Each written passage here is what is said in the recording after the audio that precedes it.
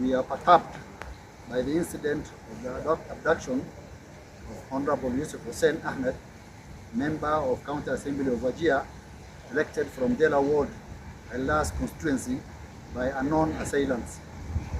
The member was abducted along Enterprise Road in Makadara constituency of Nairobi County on Friday, 13th September 2024 at around 9 p.m. by unknown persons who alighted from two Land Cruisers, Prado type. Since then, his whereabouts is unknown to his family, friends, fellow MCAs, and his constituents.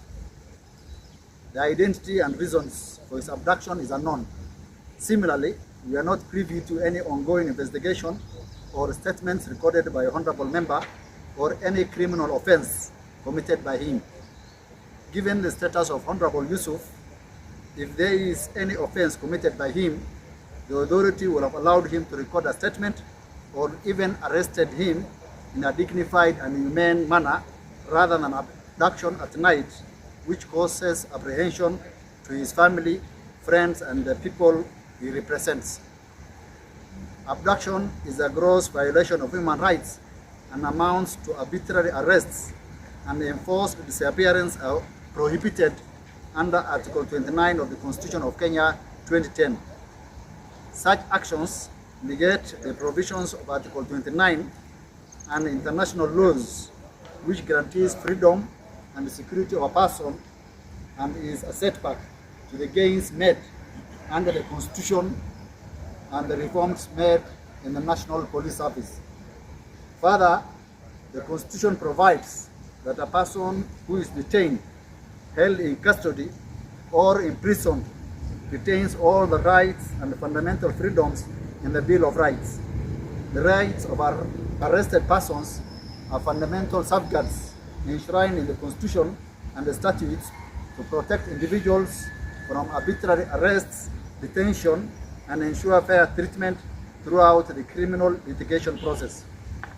These rights upholds the principles of due process and human dignity, and it's through adherence to them that a balance is struck between law enforcement objectives of maintaining public order and security and the preservation of the civil liberties and human rights of Kenyans. The adherence to these rights is a key element to fostering a robust criminal justice system where the rights of all parties are protected and justice is availed to all. As leaders from Wajeer, also joined by our colleagues from Mandera and Wajeer, we are alarmed by the predicament of a colleague and in the recent surge of abductions, enforced disappearance, and key security agencies to allow the member freedom of arrested persons as provided by Article 49 of the Constitution of Kenya 2010. Similarly, if the abductors are not security personnel, it's important that the police carry out a thorough and urgent investigation into the abduction of the Honorable Member and release him from the jaws of the abductors.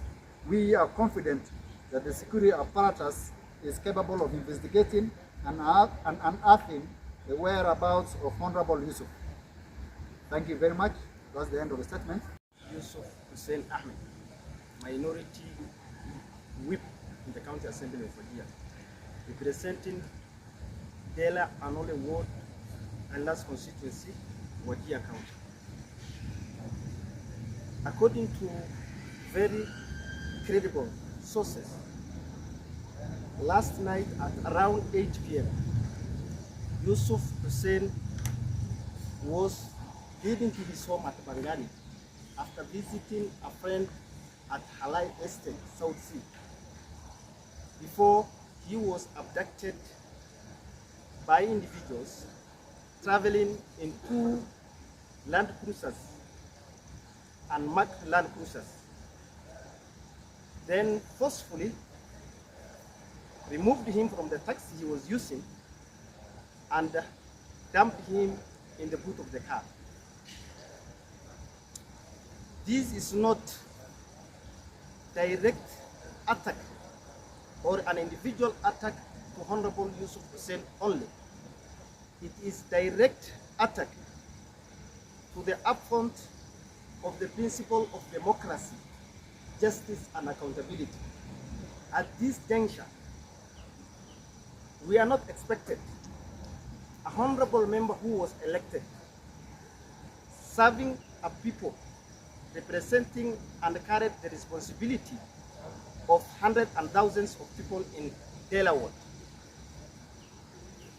was abducted, who cannot hide himself even if the government suspects anything of him.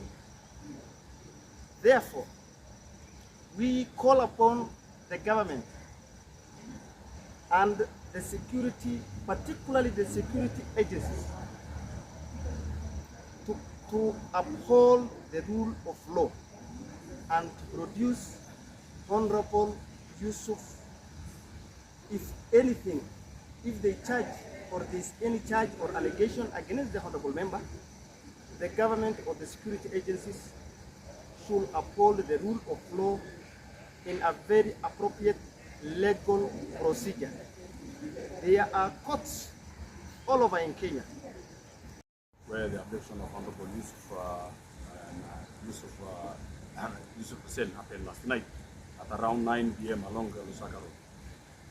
This incident has actually put us in a very precarious situation and has put the family members in a very traumatized manner. And according to the information given by the taxi driver, I can't preempt, but he told us that there's likelihood, the chances are very high, the likelihood that those guys who have abducted Honorable Yusuf are none other than the security agent. But that will be subject to further investigation so that we want to ascertain the truth of that matter. Honorable Yusuf, other than being a member of the county assembly, he was also a minority whip. He was house leadership, a very humble and hardworking guy. We were not expecting this to happen today. But according to the constitution that we promulgated in 2010, Section 29 protects arbitrary arrest.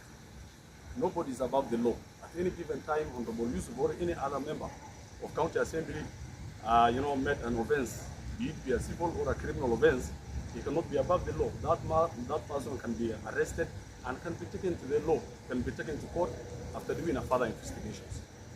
So we were appealing the Minister, Internal Security, and the Inspector General to expedite the investigation so that as a family members and as a colleague, we want to know where is Mr. Yusuf is. It is very unfortunate at this century to always realize, because this issue of abductions become rampant in our country nowadays. So without taking much of our time, I just want to say that we want help from the government. Thank you so much.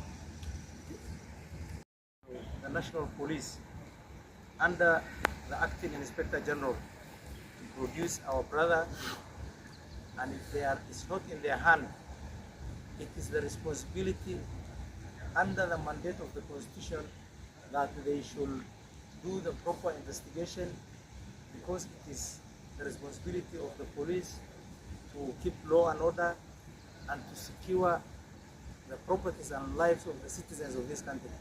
So we are appealing to the Inspector General of Police to clearly